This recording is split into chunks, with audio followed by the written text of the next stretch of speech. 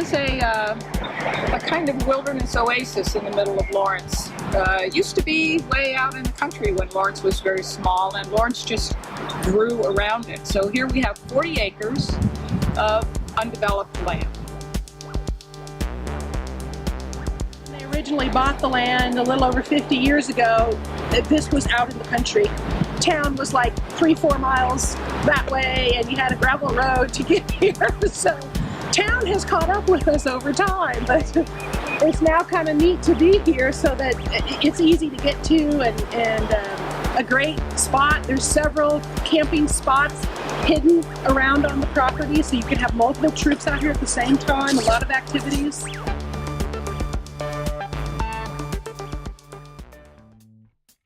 In the early 1950s, the women of this area that were involved in Girl Scouting, the Lawrence Girl Scout Committee, they wanted to find a place they could call their own. They were using a lot of city parks, land out by Lone Star, or having to go to far other places. They didn't really have their own place for day camp and campouts and cookouts. And so they started talking about trying to save money and finding their own piece of property. Also in the 1950s, a man named Alfred Bromelsick was writing up his will, and he had no heirs, and he wanted to use his entire estate after he died to support the local Girl Scouts, Boy Scouts, and 4-H clubs. And so each of those entities had to create their own nonprofit organization to handle the annual distribution once he passed away. I believe those began in 1955 or 56. So it coincided real well with these women trying to find some property. So in 1956, Mr. Davenport, I believe, approached them about this property that was available. It was way out in the country back then. It was overgrazed pasture, mostly used for cattle, pretty scrubby and pretty bad shape. And just 20 acres were for sale. But they went ahead and purchased those 20 acres through money they had saved and through the Bromelsick Fund. And a couple years later, they purchased the next 20 acres. And the whole purpose was to have their own place for local Girl Scouts.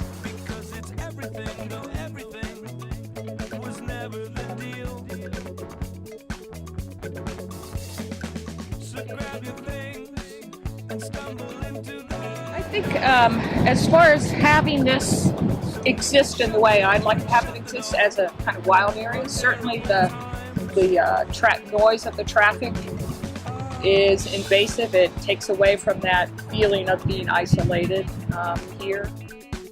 The main problem is with the honeysuckle shrub. It grows to be about 20-30 feet tall. It was imported from Asia, and the birds love the seeds, which is how it has become so prolific. In fact, Kansas Forest Service agencies around the country were actually recommending it as wildlife habitat, food source, erosion control. And so they were planting it all over the place too, and the birds spread it some more. But then we found out that it's not good for the birds at all. It's like eating candy, no nutritional value. If they nest in these very open arching branches, there's more predation, so they don't populate as much, and it's just not a good thing for any of our wildlife. And so I would like to try to get rid of it. It's totally filling our understory. It makes our woods basically impenetrable.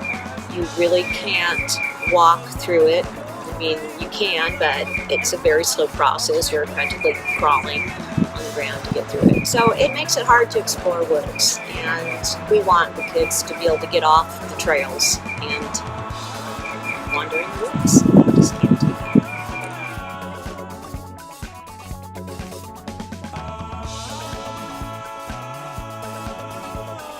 I have a little awards things, and I've won the award for a honeysuckle. I was the first honeysuckle warrior.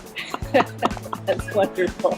And I still come out here attacking it, and we have made substantial progress in getting some of the honeysuckle back, so some of the native plants can get back in here and after we clean an area, we come back in and plant native grasses and bushes and trying to reclaim it from the honeysuckle. So we're hoping this is around a lot longer.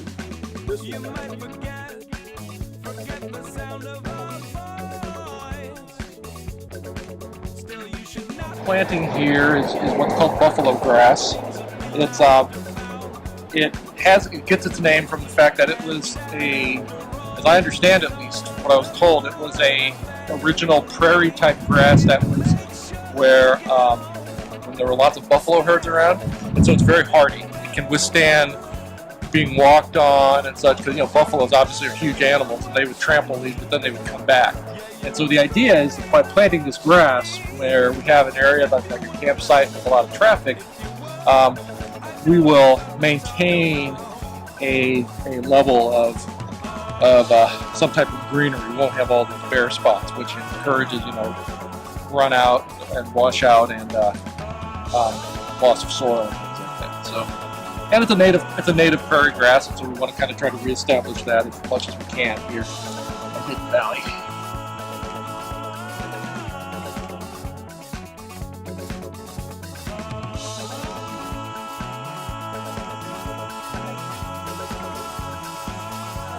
Who have been a big supporter of Girl Scouts and helped us a lot in the Douglas County and Lawrence area, as well as here at Hidden Valley.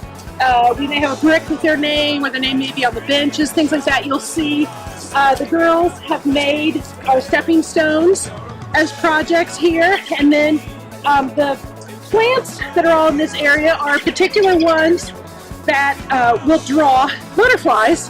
And so the girls can learn about the butterflies, and it also gives them a good place to come and get their little nectar and things that they need.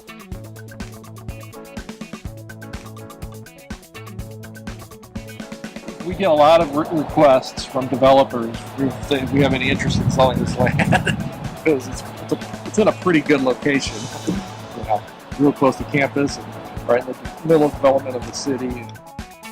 There are always moves to developers come in, usually from out of town, and make offers. And the board has tried to address that by making it difficult for a future board to sell the property.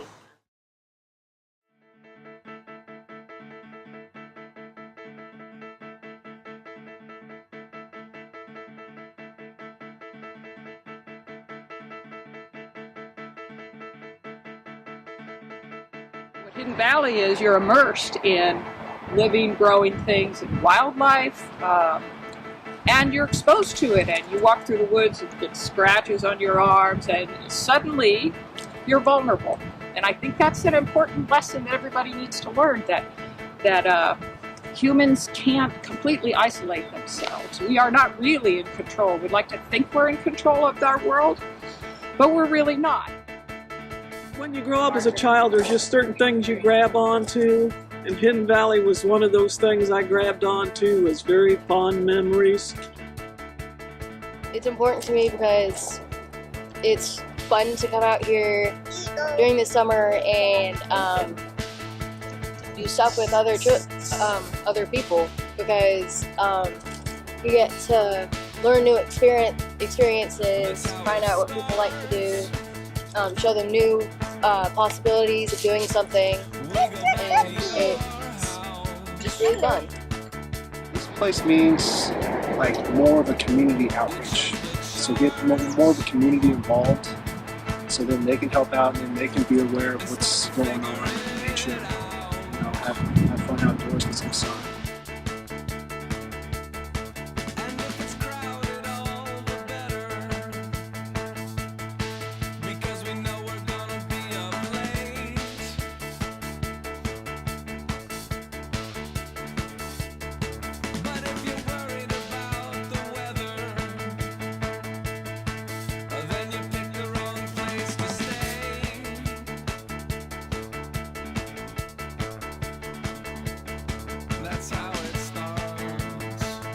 For each generation that uses this place, there's just that another layer of love for the camp and desire to help maintain it. protect it.